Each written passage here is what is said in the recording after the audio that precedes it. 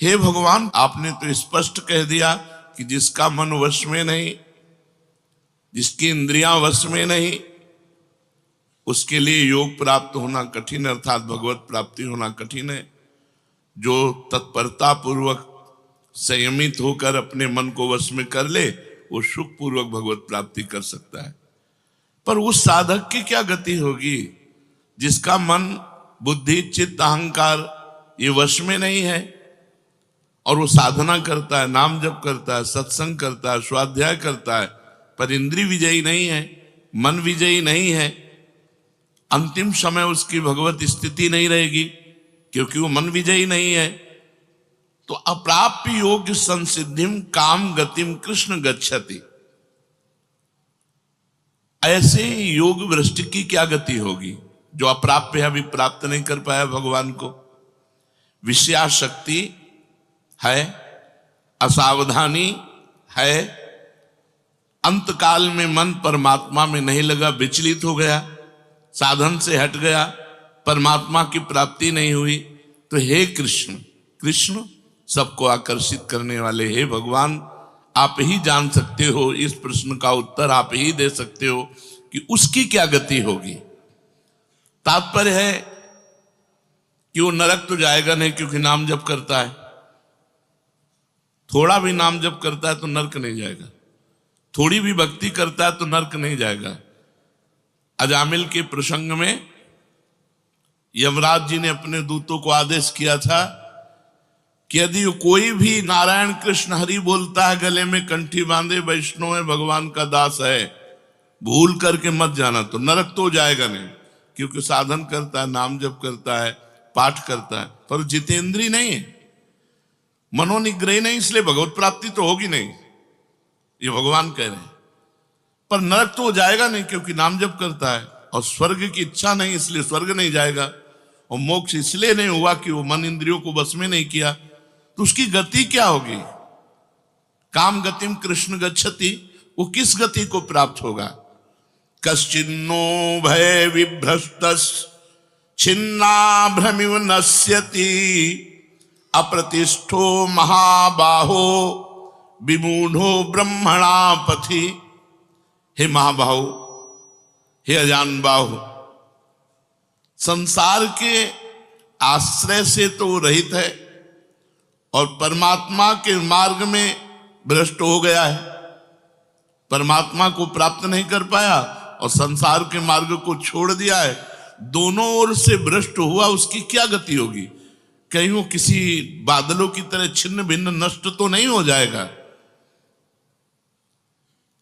दोनों ओर से भ्रष्ट हुआ अर्थात संसार मिला नहीं, परमार्थ में भगवान मिले नहीं, तो उसका समय जो परमार्थ में गया, जो भजन साधन में गया, वो सब बेकार हो गया क्योंकि आपकी तो प्राप्ति हुई नहीं।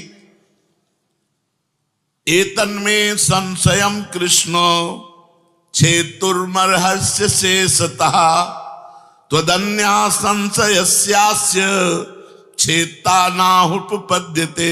हे कृष्ण, मेरे इस संदेह को सर्वथा छेदन करने के लिए आप ही समर्थ हैं, क्योंकि किसकी क्या गति होगी इसका निर्णय तो सिर्फ भगवान कर सकते हैं। इस संशय का छेदन करने के लिए आपके सिवाय इस सृष्टि में दूसरा कोई नहीं हो सकता, इसलिए आप का गति कृष्ण, उसकी क्या गति होगी? भगवान बोल रहे हैं, बहुत सुंदर बोल रहे हैं। पार्थ नैवेह नामुत्र विनाशस्तस्य विद्यते नहि कल्याण कृत कश्चित् दुर्गतिम तात गच्छति। पहली बात है कि उसकी दुर्गति नहीं होगी, ये तो बस पक्की मान लो। वो नरक नहीं जाएगा, वो स्वर्ग नहीं जाएगा, मोक्ष नहीं होगा, लेकिन उनकी दुर्गति भी नहीं होगी। ऐसा नहीं है कि वो दुर्गति को प्राप्त हो जाए। जिसको अंतकाल में भगवान का स्मरण नहीं होता, उसका कहीं पतन तो नहीं हो जाता? अर्जुन का पूछना था। इस बात को लेकर के बहुत व्याकुलता थी कि बेचारा साधन कर रहा है, इंद्रियां बस में नहीं, मन में बस में नहीं, तो अंत समय भगवान का स्मरण नहीं होगा तो उसकी दुर्गति हो जाएगी। तो भगवान कह रहे पार्थ नैवेह नामुत्र विनाशस्तस्य विद्यते। हे पृथानंदन, सच्चे हृदय से जुड़ा था। भगवान जुड़ना देखते, रहत न प्रभु चित चूक किए की, करत सुरत सै बार ही की। भगवान उसकी क्रियाओं को नहीं देखते, उसके चित्त को देखा, हृदय की बात देखी। वो भगवान से जुड़ना चाहता है, वो भगवान को प्यार करना चाहता है, वो भगवान से मिलना चाहता है, पर इंद्रियां वश में ना होने के कारण, मन वश में ना होने के कारण बार बार वो विषयों में फिसल जाता है, बार बार भोगों में पतित हो जाता है। तो भगवान उसका पतित होना नहीं देखते, भगवान उसका चित्त से जुड़ना देखते हैं। रहत न प्रभु चित्त चूक किए की, करत सुरत सवार हिए की। हृदय की बात देखते, सच्चे हृदय से भगवान में जुड़ना चाहता था। अब उसका पतन नहीं हो सकता, मरने के बाद भी पतन नहीं हो सकता। जितनी उसकी स्थिति भजन में बन गई है, उसके नीचे वो गिर ही नहीं सकता। बहुत बढ़िया बात है। हमारा अगर 100 नाम जप हो गया है तो 101 से चलेगा, अगले जन्म में 99 से नहीं चलेगा। जिसकी जितनी भजन में स्थिति हो गई है, उससे वो नीचे वो नहीं गिर सकता। देखो, पहली बात तो दुर्गति हो नहीं सकती, नरक जाना नहीं है, स्वर्ग जाना नहीं है, दुर्गति होनी नहीं है। आगे भगवान बताएंगे उसकी गति क्या होगी। उसकी साधना जितनी है वो कभी नष्ट नहीं हो सकती।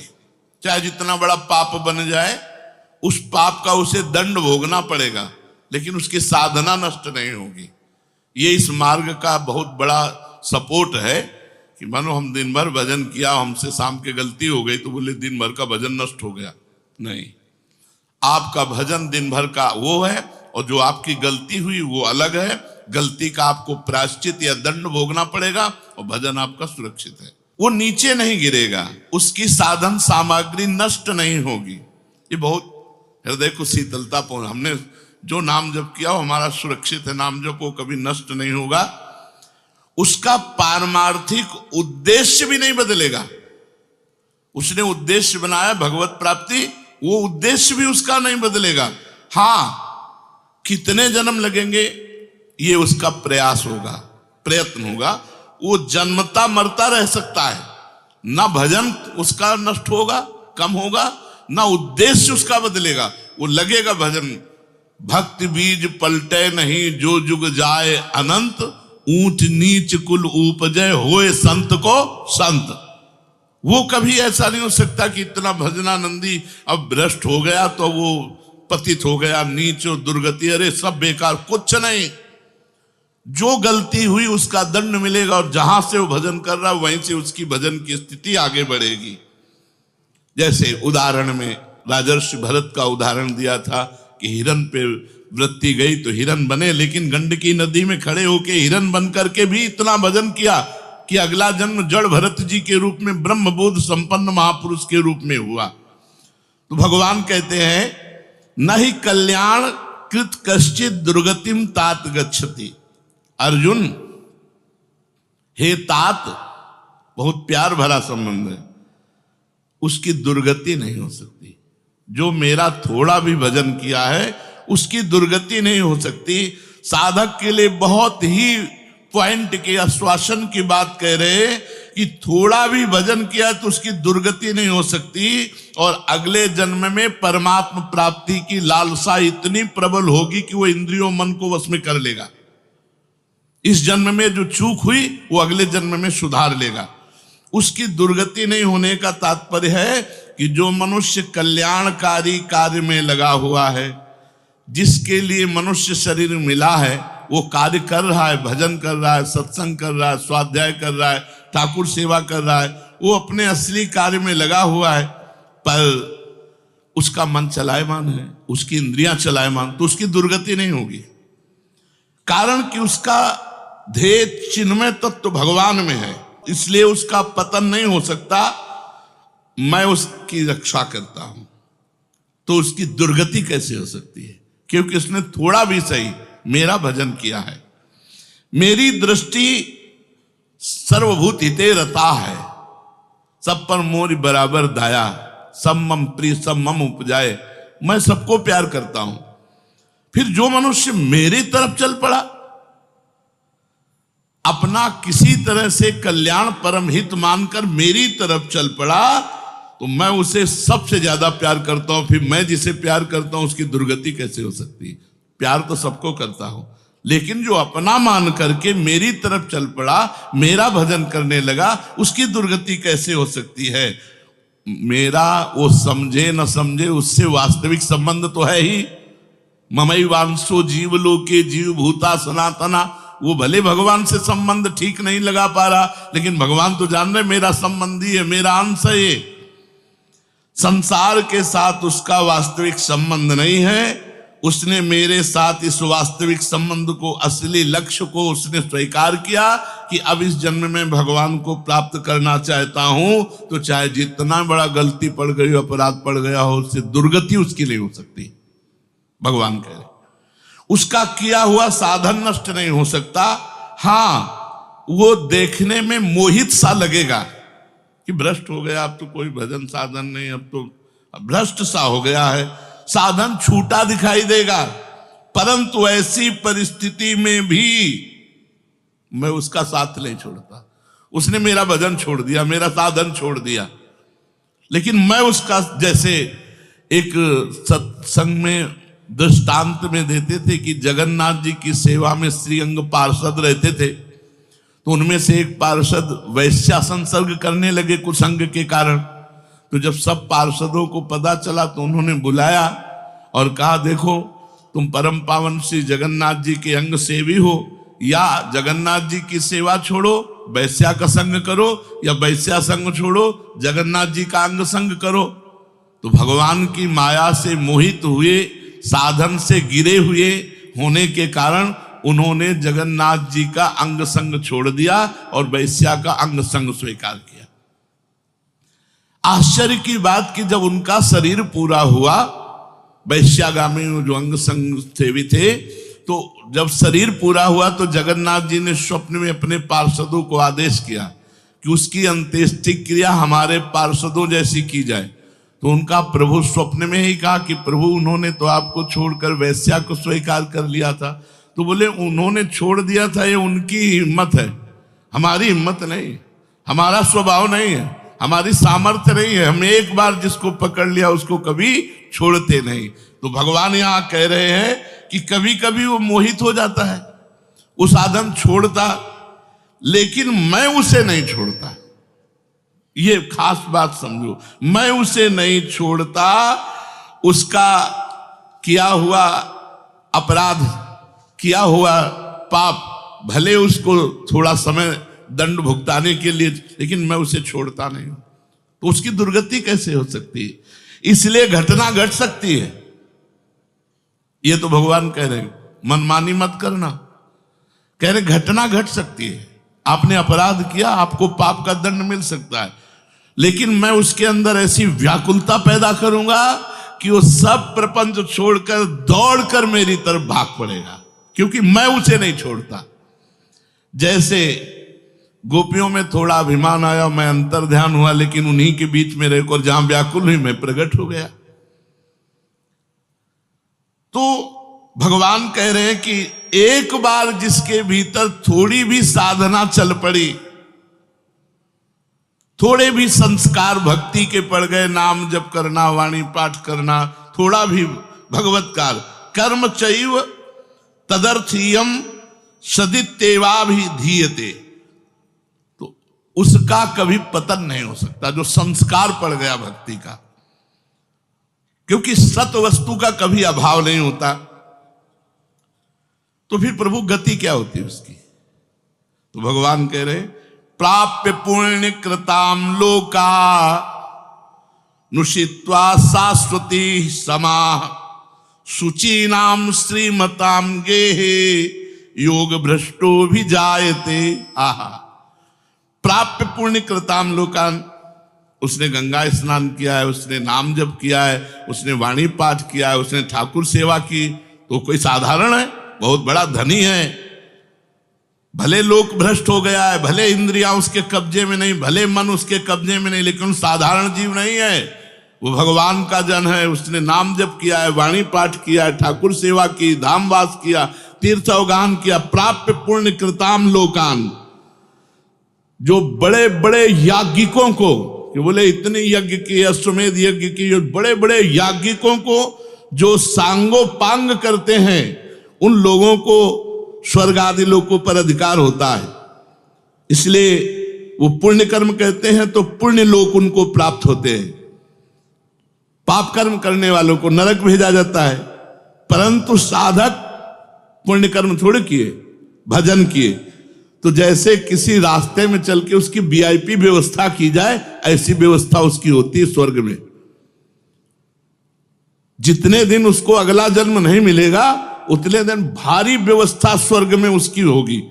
पुण्यवताम लोके, जो बड़े बड़े पुण्य आत्मा पुरुष प्राप्त करते हैं, इतनी अमुक यज्ञ की, अश्वमेध यज्ञ की सांगोपांग, उनको उसकी वीआईपी व्यवस्था होगी। प्राप्य पुण्य कृताम लोका नुषित्वा शाश्वती समाहा। उसको शुभ कर्म का परिश्रम, बड़े बड़े परिश्रम करके जो स्वर्ग आदि के भोग प्राप्त करते हैं, उसे न प्रार्थना करनी पड़ी है, न शुभ कर्म करना पड़ा है, न यज्ञ आदि कर्मों का सांगोपांग अनुष्ठान करना पड़ा है, उसकी ना स्वर्ग की चाह है, तो उसकी व्यवस्था होगी।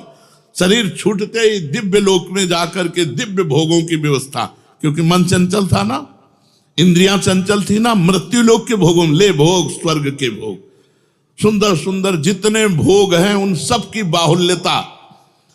वहां भोगों की जो वासना बनी थी उसके अनुसार भोग, मान लो स्त्री की तो एक से एक अप्सरा, दुनिया का सब वैभव स्वर्ग में विराजमान है, त्रिभुवन में खूब भोगने के लिए सब एकत्रित कर दिया। क्योंकि भजनानंदी कोई साधारण थोड़ी है, उसकी वीआईपी व्यवस्था हुई।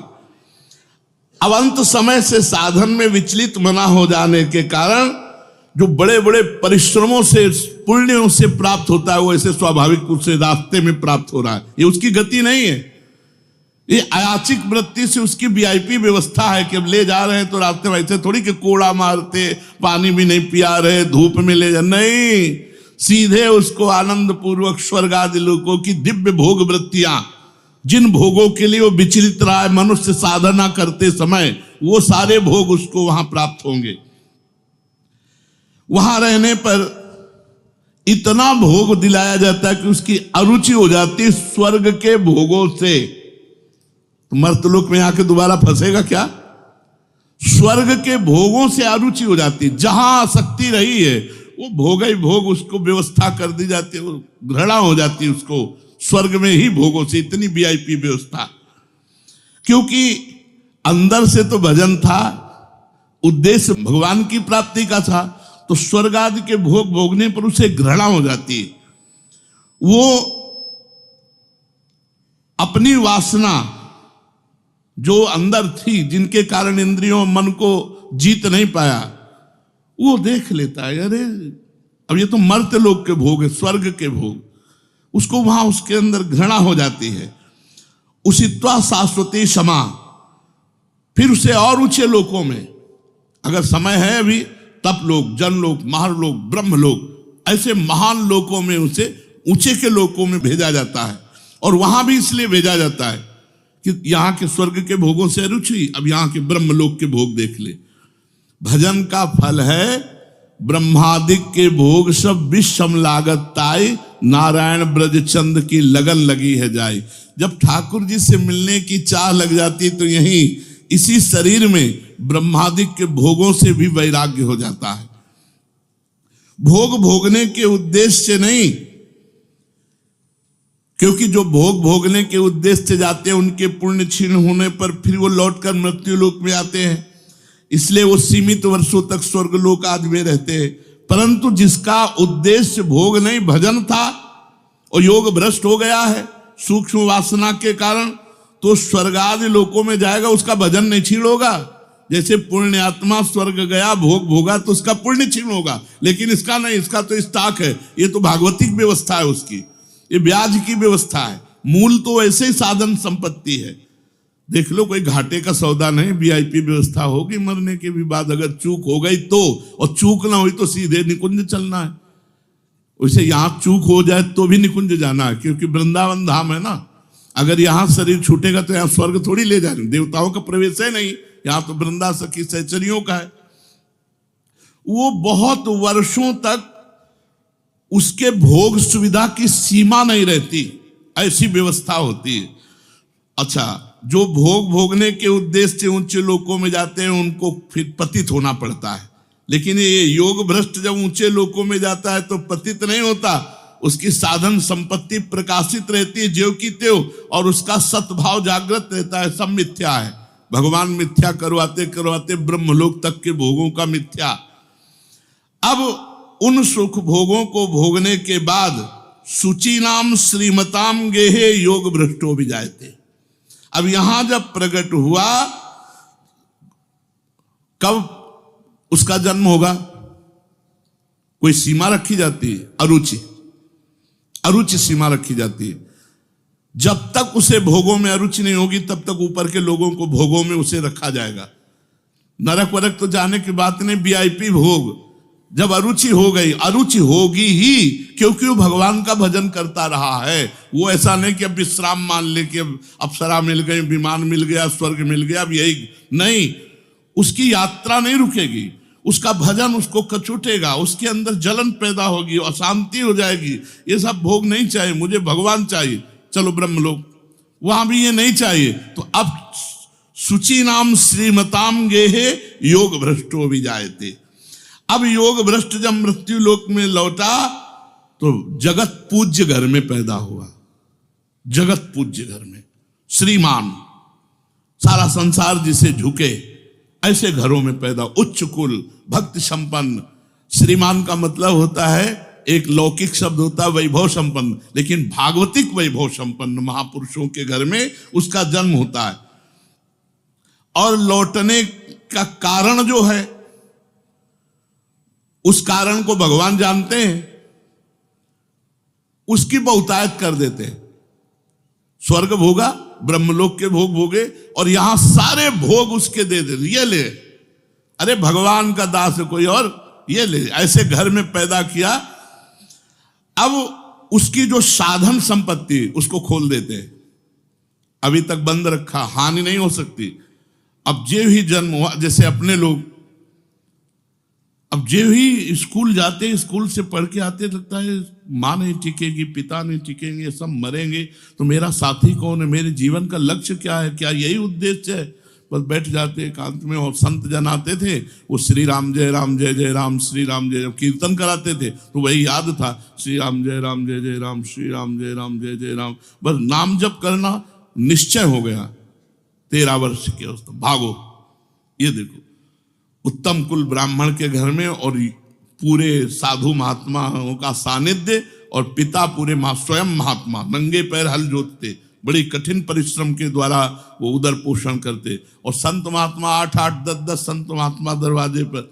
बच्चापन से ही क्या बन, कि अब मुझे संसार से भाग। किसी ने हमें सिखाया नहीं, भागो संसार से और भगवान की प्राप्ति करो। तो मनुष्य जन्म में जे ही जन्म लिया से साधन संपत्ति खोल दी गई। अब वो साधन में एकदम चिपक गया, क्योंकि पीछे जहां चूक हुई थी वो ऊपर से नीचे तक सब समुदाय भोगों का देख लिया। अब उसका अंतःकरण साधना से परिपूर्ण होने लगा। वो जो अंकित संस्कार भोगों के थे वो अरुचि पैदा हो गई। योग भ्रष्ट अज्ञात रूप से पुनः ऐसी साधना में लग गया जिसमें किंचन मात्र भी इंद्रिय और मन का मनोरंजन नहीं। पूर्ण इंद्रिय विजेता, पूर्ण मन को संयम में करके। अब वो ऐसी योग भ्रष्ट जो पुरुष था, श्रीमानों के घर में जन्म लेकर के वो भोगों में फंसेगा नहीं, पुनः भजन में बड़ी तेजी से चल देगा, और ये उसका आखिरी जन्म होगा। तेजी से भजन करके वो भगवत प्राप्त हो जाएगा। तो अर्जुन जी ने पूछा था कि फिर क्या उसका पतन हो जाएगा? जो भगवान का भजन करता, भगवत प्राप्ति नहीं कर पाया, मन वश में नहीं हुआ, इंद्रिया वश में नहीं हुई, तो भगवान ने उत्तर दिया, वो ऊंचे के लोकों में जाकर खूब सुख भोग, जिन भोगों के लिए लालायित रहा था वो सब भोग मिलेंगे, और अंत में श्रीमान के घर में, कुलवानों के घर में जन्म लेकर भक्ति का ऐसा वातावरण मिलेगा कि जन्म से ही भगवान के भजन में लगकर वो इस जन्म में भगवान को प्राप्त कर लेगा। शेष चर्चा आगे। श्री राधा वल्लभ लाल की।